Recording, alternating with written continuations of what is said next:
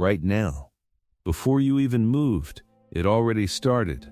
One thought, then another, something from yesterday, something about tomorrow, a conversation you replayed again and again and again, and your body did nothing. But somehow, you're already tired. That's not your life exhausting you. That's your mind. And here's the part nobody tells you clearly. You're not overwhelmed by reality. You're overwhelmed by the noise you add to reality. And the worst part, you think that noise is you. It's not. And once you see this, you can't unsee it. Quick question. When your mind starts racing, what do? Do you try to control it, or do you get pulled into it?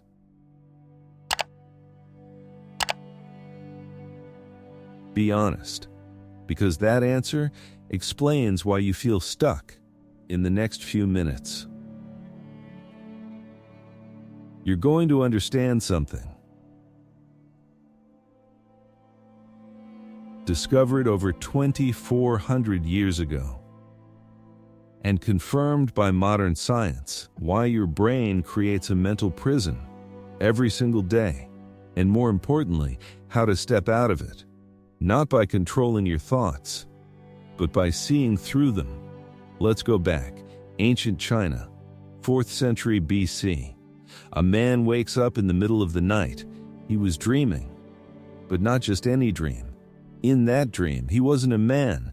He was a butterfly, flying, weightless, free, no identity, no stress, just existence. And then he wakes up, and sitting in the dark, he asks a question. A question so simple, it sounds absurd, but so deep, it survived 2,400 years. Here it is. Am I a man who dreamed he was a butterfly, or a butterfly now dreaming he is a man? That man was Zhuangzi. And that question wasn't philosophy, it was a warning. Because what he realized is this: your brain is constantly creating a reality and convincing you it's true. Not sometimes. All the time. Concept 1. Saturation. Let's make this real. You wake up. Nothing has happened yet, but your mind is already running, planning, replaying, imagining, and before your day even begins, you're drained, not tired, saturated. Science confirms this. Researchers found something shocking. You spend almost 50% of your waking life thinking about something else. Half your life, you're not even there. And here's the brutal part. The more your mind wanders, the worse you feel every time. A wandering mind is an unhappy mind. So the problem isn't your life, it's where your attention is. Your brain has a system called the default mode network. It activates when you're not focused. And what does it do? It thinks, replays, judges, predicts, creates problems that don't exist. And here's the key. This system burns energy, a lot of it. So you're not tired from doing too much. You're tired from thinking too much. Zhuangzi saw this thousands of years ago. He said, "The voice in your head is not you, it's a guest. A very loud one that moved in and convinced you it owns the place. And most people, they fight it, try to silence it, control it. But that never works, because you're fighting the wrong thing." Concept 2, control illusion. So why does your brain do this? Because it thinks it's helping you. Every time you overthink, there's a hidden belief. If I think enough, I'll be ready. If I analyze everything, nothing will go wrong. If I control this, I control the outcome. Sounds logical. But look closer. Has it made you stronger or just more anxious? Here's the trap. There are two types of thinking.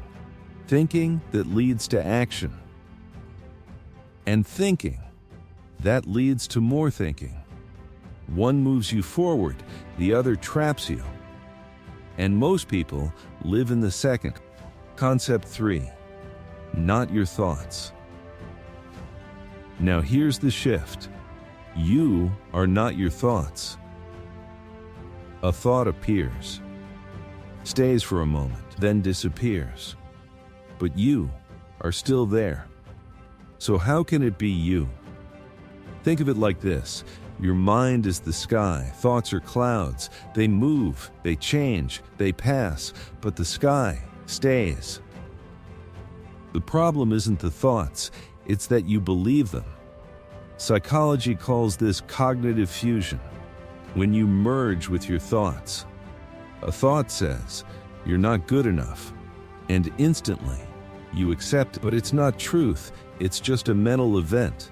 Here's a simple shift. Instead of saying, "I'm stressed," say, "There is stress right now." Instead of, "I'm failing," say, "A thought says I'm failing."